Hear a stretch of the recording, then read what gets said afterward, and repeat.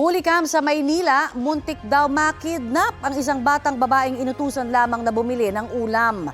Ang suspect nagpakilalang kakilala raw ng nanay ng bata. Balitang hatid ni Jomer Apresto. Nagigigil po talaga ako sa suspect na yun. Hindi maikubli ng isang ama sa Maynila ang galit ng mabalitaan na muntik nang madukot ang kanyang 11 taong gulang na anak na babae. Ang biktima, inutusan lang daw bumili ng ulam noon. Sa kuha ng CCTV sa Barangay 905 sa Punta Santa Ana, Maynila, pasado alas 11 na umaga kahapon, may kita ang bata na naglalakad papunta sa isang karinderya.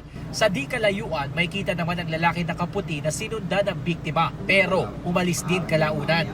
Hinintay pala niya ang biktima sa kanto. Sa sumunod na video, may kita ang bata na kasama ng naglalakad ng lalaki na may dalang bisikleta. Naglakad raw sila hanggang sa makarating sa kanto ng Cardinal Street. Mula rito sa karinderya, nasa 3 kilometro raw ang nilakad ng biktima at ng sospek bago sila tuluyang nakita ng kumpare ng tatay ng biktima na magkaangkas na sa isang bisikleta.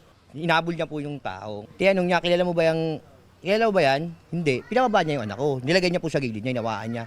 Agad daw tumakas ang lalaki. Ayon sa barangay, nagpanggap ang lalaki na kakilala ng nanay ng biktima at pinangakuan daw siya ng kung ano-ano. Parang hypnotismo, I don't know kung ano pong klaseng ginawa doon sa bata.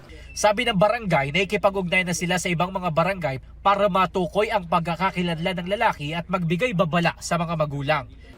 Sabi nga po yung golden rule na don't talk to strangers, na huwag makikipag-usap lalo tigit po pag hindi kilala. Nagsasagawa rin ang investigasyon ng pulisya para mahuli ang lalaki.